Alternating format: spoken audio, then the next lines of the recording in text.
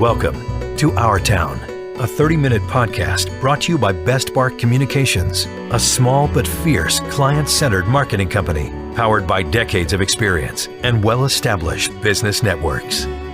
Welcome to Our Town. We're continuing our discussion with Linda Roth and Michael O'Hara from the last episode. Now, Michael gets credit for inventing Halloween, which he didn't do, but he should have. But you get credit for making Halloween what it is, Linda Roth. In Georgetown. In Georgetown. Oh, yeah. That was, these days, I think, when they're shutting down the streets, it didn't used to be like that, but we always got big crowds at Tramps. And so huge crowds. So we filtered. There weren't enough room. It was too small. Well, we filtered down the alley. Sometimes we filled up the alley, too. And that's when it started being all kinds of people on the street. Well, the cops wanted to keep everybody on the sidewalks. And I was with my friend Marilyn Langmaid, who was dressed, her Halloween costume was a belly dancer. She got up in the face of this one cop and started just doing her whole routine. He kept stepping back till she was in the middle of Wisconsin and M with him, dancing around him, and everybody ended up in the middle of the street. And that shut down Wisconsin Avenue, I'm sure. And that was the reputation. Then you knew every Halloween that's what was going to happen. It was going to happen. That would have been, what, in the 80s sometime when you started that? No, that was at, it was. Well, it Early actually 80s. Linda started in 76 with a party at Tramps. Right. 77. And it just grew, and then it was so, like you said, so small, it grew into the streets, and then later, it kind of had a momentum, but then I didn't have a place from 81 until 83. Where you had left town. No, I was here, but I was retired. Oh, okay. But then in 83, when we opened Champions in October of 83, right before Thanksgiving, then it turned into, we promoted it and it turned into an event. We had the radio stations on the roofs and TV and NBC. Trucks all over the place. And in fact, at the most, I think around 88 or 89, there were 150,000 people. I remember it well. Michael, see, I clipped that out of the paper when it happened. That's 3 years ago. I want you to know I'm a Michael O'Hara and Linda Roth fan. And I know what happened in Halloween. I know what happened to M Street. And eventually you convinced the city to shut it down. Is that correct? Or did they convince you they were going to shut it down? They put in new measures. So they put up gates on the sidewalks to keep people in, so they wouldn't be in the street at all. But they still tried to have traffic move when they realized that wasn't going to happen. It's impossible. They were like, okay, they'd get the word out. They were shutting down Georgetown, all the main roads. Beginning at like the 3 or 4 o'clock in the afternoon, the tow trucks would start towing people away from M Street. I recall that vividly. And they towed them off of Wisconsin Avenue. They filled up that lot down near the water, and they just towed the cars down there. Yeah, that was because of you, Linda. Well, Get them out. You didn't have to go far. Parade if their car's in the way. And then one year, they were filming St. Elmo's Fire, the movie, we did the casting call, Linda and I, at Champions. This was a few weeks before the actual event of Halloween, but it was a Halloween scene in the movie St. Elmo's Fire with Columbia Pictures, and they paid me to have a casting call. And we had thousands of people in costumes at Champions weeks before Halloween to be in the movie, and USA Today put that on the front page of the paper, so that it was Halloween but it was a few weeks before, and that carried over into the event. That it just took Halloween on a in life of its Georgetown own. Became so famous they put it in a movie. So. I recall the ones that we did our parade down in Georgetown. Remember we had that promotion called the Gross National Parade. With Georgetown, everybody was a part of it. It was a city endeavor. Who was it? It was more Trumbull and Coors bit, wasn't it? And we did it as a benefit for the Police Boys and Girls Club. So guess what? We had the police take care of everything. They opened up the whole street to us. But that's because we were thinking, because Lincoln to Mike O'Hara, we knew what to do. Wysocki was a great help to it. But Linda, has anybody else adopted your Halloween plan in the city that you've heard about? I mean, any of the suburbs, do they have Halloween parades or anything? Like you had, like we had in the city? Not that I know of. I mean, people were dressed up. They were all over the place and down on M Street and all over the place on Wisconsin Avenue. And it was so great. And As a matter of fact, we'd had dinner down there a few times, just sit there and watch the parade. By the way, Andy, I wanted to mention that St. Elmo's Fire we did with Q107. Did you? That was our. You That was said how. WRQX. Yeah, well, WRQX, I guess it was. Nobody ever called. I love WRQX. But that was who sponsored that event. Is that right? It was on the radio, and they always took great credit. In a phone booth in the movie, there was a bumper sticker in the phone book in the movie. I don't know if you're aware of that. What was the bumper sticker about WRQX? Yes. Q107. Yeah. Was that the soft explosion days, or they had so many days here? That was WMAL. It was he's talking about Q107. Right. When Ernie took it over, Scott Woodside. Yeah. And he's talking about Elliott and Woodside, right? They did a morning show. Scott Woodside was your coach, was he not? I did the gossip report on the Elliott and Woodside show. Yep. They had me up because we had so many celebrities that would come into Tramps, so they made me get up and talk about it. And I remember the Vanessa Williams piece. They wanted me to, because I had gotten an advance copy of the Playboy, and I said, I don't think I can talk about this on radio. Now it's too mild. The Playboy's dead because it's not sexy enough. But you had a relationship with Playboy, Michael. I did. I did. Was it through the editors? Well, I when I went back to L.A. in 71 through 74, I met a group of guys that went to the mansion all the time, and I kind of tagged along with them. I met Hefner many times. I wouldn't call us close friends, but I was one of the... You were an acquaintance. I was welcomed there. Right. But I wasn't... I learned early on that the A-list at the mansion was Clint Eastwood and Jack Nicholson and those kind of guys. And then they kind of have a B-list of guys.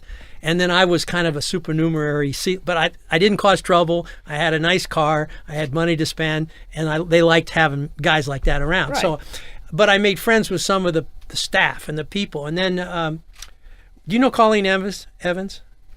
Colleen? Yes. Well, she had a girlfriend. The blonde bombshell. She had a girlfriend that was worked for Playboy. So we had a connection. Linda's a good friend with Colleen. So they started doing stuff at when they did the Girls of Washington, the Girls of Government.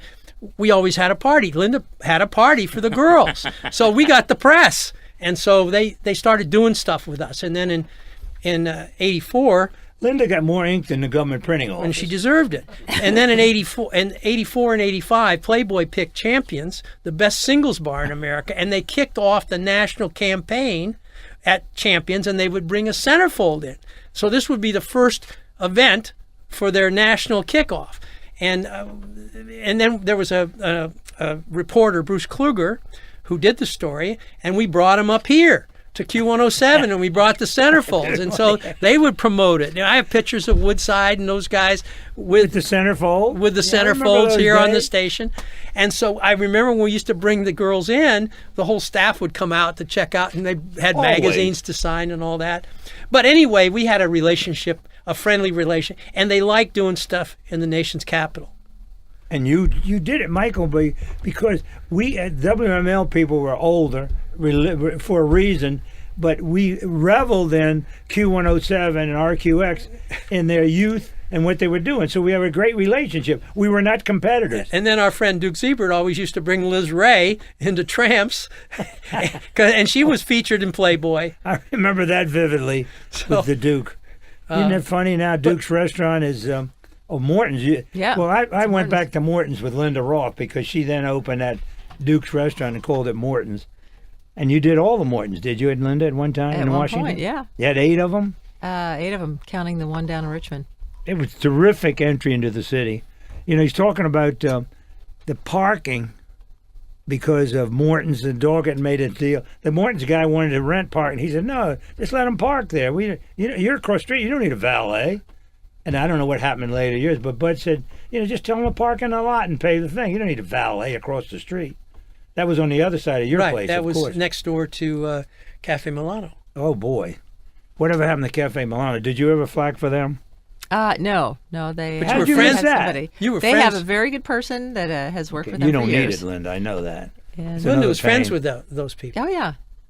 What is it that we wanted Larry King for an event on Comcast Sportsnet because Larry used to do the color for the Orioles.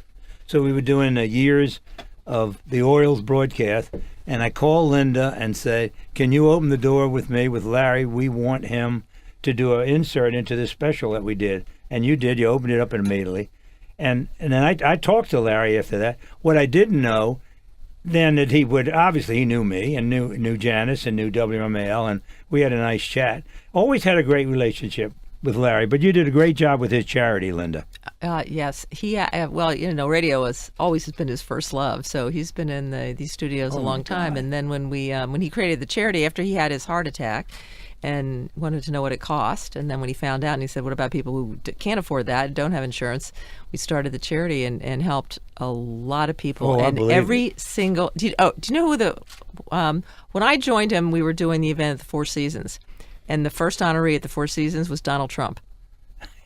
Right here in Georgetown. Yep. Four Seasons. How many years? You did it there for a lot of years, didn't you? Yeah, and then it got too big for the Four Seasons because we had so many people. So we moved it over when the Ritz-Carlton in the 22nd and M, when they first opened, we became their first event. So I don't know how you could pull it off. Then Mr. Marriott was our honoree for that first one, so that kind of worked out well.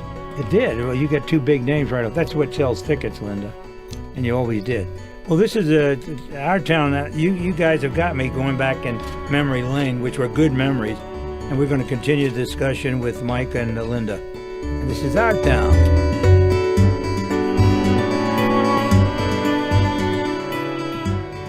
Hi, Tony Sybil here to tell everybody about our wonderful restaurants at Washington Harbor. Tony and Joe's, the best seafood in the city. Nick's Riverside Grill, wonderful chops and steaks, wonderful views of the Kennedy Center, Roosevelt Island, the Roslyn skyline, spectacular. 2 bars outside right on the water, fabulous food. For dinner reservations, call 202-944-4545. It's really a great experience. We'll see you down at Tony and Joe's or Nick's Riverside Grill.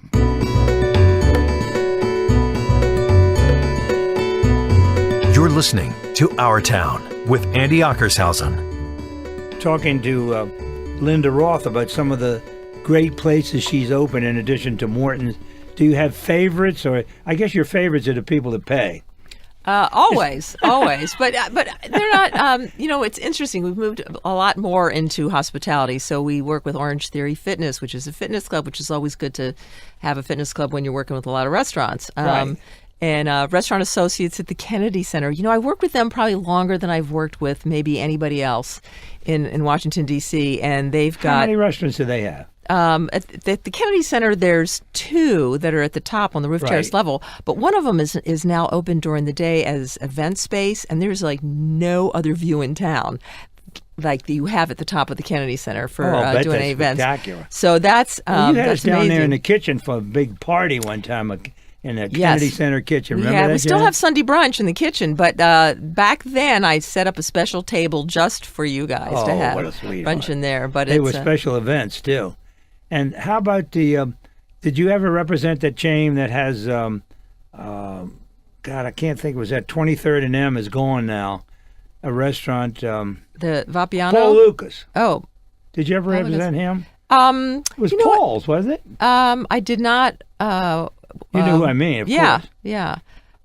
All those guys. I remember the bartender's ball. We were all involved in it, Michael. Promoted the bartender's ball for years. Oh my God! I remember we got our people involved in it, and they loved it. Our people were guys like Chris Core got involved in it, and some of our talent. And then the Q107, they were into their elbows. Do you know we got the cast of Cheers to do our first public service announcement for the Bartender's Ball? It's fabulous, Just Linda. a cold call to them. And I said, we're an organization that does really good things for the city. No, it's probably, you're the only other show that talks well of the bar industry, and so we should get together and do something. They said, sure, what do you want us to do? And I said, public service spot. And they said, you write it and we'll put it on the end of it was film in those days. On the end of our film, they spliced it, they sent it off to me, and they said, you have to edit it. And I John Rohrbeck from sure. I was friends with him, and I said, because it aired on NBC, and he said, I'll take it, I'll edit it for you, don't worry. And they sent did it out. Rohrbeck was a great guy. Yep. Well, that was you, Linda, because you knew all the right people to push the right buttons and to having Cheers do it. But you didn't need a lot of help from out of town because you had Mike O'Hara with his contacts to help the bartender's ball. Well, I was involved in a kind of near You were a the senior. end. I never was the chairman of the ball. I Linda know had that. much more to do with the ball. You participated. I but- participated, but I wasn't as big a factor in the ball as Linda was. Oh, Not I even know. close. I know that. I always kind of felt some of the other bar owners who actually my friends, because I got so much publicity from other things that they didn't need me in the bartender's ball taking the credit. And so it was such a great charity and I never missed one, from the first. Oh, I know that from the day one. Linda was much more. I was a assistant to Mike Nardella one year, but I really didn't get involved in the operations because, especially later, I was too involved running around the country opening champions to have the time to put in. Well, what I recall, because of the charity aspect of the ball was very important to the city because it contributed a lot of money and did a lot of good. It's missed. And they were good guys. Everybody, they made an event out of something that was a non-event, a bartender's ball. I don't know who came up with the name, but it was a great name. Without the owner, should have been the bar owner's ball. I think it was it Doug Marshall? It was started Danny by Danny Marshall. Danny Marshall, I'm sorry. And Danny Marshall started it, and then Tommy Goss and Ida were Sign of the took Whale. Sign of They the were all Whale. doing it. And then Craig Goodman with My Brother and Me. Oh, boy. And then Mike Anderson, Bull Feathers, Gordon King. Mike Nardella. Bullfeathers. And there was a lot of the great American bar stars and bar owners from back then were. How about the exchange? over. He was involved in it too. Yes. Yeah. There's so many names and not with us Marigold. anymore, Mike. Oh, the guy from Was Marigold. Kimsey involved? Kimsey wasn't directly involved in the bartender's ball because he was partners with Gordon then, and Yeah, Gordon he was supported, but he wasn't involved. Neither like Joe Roberts. They all supported everything, but they weren't involved. Correct? yes.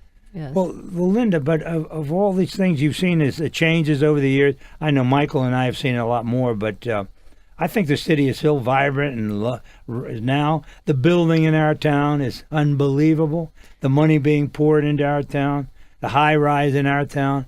Every time I go into the city where Janice and his office is, she's allowed me to be in office with her. We can't believe the cranes. There's so much happening in our town. And there's so many new parts of Washington, D.C. It used to be, I read a column about new restaurants. It used to be a restaurant had to close before a new one opened. Now there's vibrant areas. In the Southwest waterfront at the wharf is all new areas. $2 billion. They've got that. What's happening in the Northeast and 8th Street Northeast. What's happening over by Nationals Park.